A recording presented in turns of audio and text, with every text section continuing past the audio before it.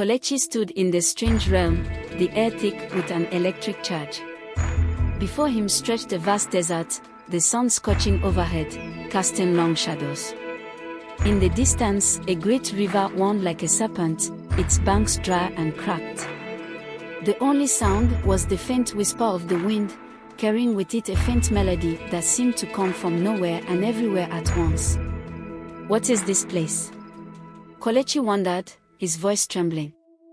He turned to look for the Rainmaker Queen, but she had disappeared, leaving him alone in the harsh landscape. The swirling lights that had once surrounded him had vanished, and all that remained was the parched earth beneath his feet. Then, a voice, soft yet commanding, drifted to him from the horizon. To summon the rains, you must first restore balance to this land. Only then will you prove yourself worthy. Kelechi squinted against the burning sun, searching for the source of the voice. Out of the dust appeared an old woman, bent and weathered, her skin the color of rich earth. She was dressed in tattered robes and carried a bundle of dried herbs. The woman's eyes, though, were bright and sharp, filled with knowledge that seemed ancient. "Who are you?" Kelechi asked, still shaken from the queen's sudden departure.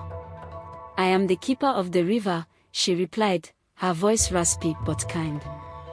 "This is the first trial. You must find the river's source and restore its flow. Only then will you earn the right to call the rains." Kelechi nodded, feeling both afraid and determined. "But the river is dry. How can I restore it?" The old woman smiled faintly. "You must go to the heart of the desert and seek the stone of life. It is there, buried deep beneath the sand, that the river's spirit slumbers. Without it, no rain will fall, and your village will remain parched forever." Kelechi took a deep breath and turned toward the distant desert. The journey ahead seemed impossible, but he had no choice. His village depended on him. He thanked the old woman and began his trek into the unforgiving land. Hours turned to days as Kelechi trudged through the desert, his strength waning under the intense sun. He began to see marshes, shimmering pools of water that vanished the moment he tried to approach them. His lips were cracked, and his skin burned, but he pressed on, driven by the thought of his people and the village that had once been full of life.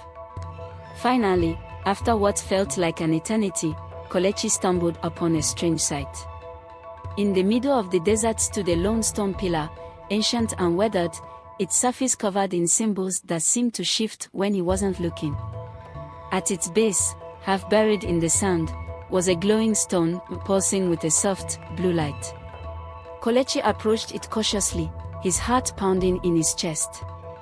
The stone felt cool to the touch, its energy vibrating through his fingertips. As he lifted it from the sand, the desert began to tremble beneath his feet. But before he could take a step forward, a deep rumble echoed across the land, and the ground cracked open beneath him. "What is this?" Kelechi gasped, as the earth split, revealing a dark abyss below. From within the chasm, a monstrous shadow began to rise, its eyes glowing with an ominous red light.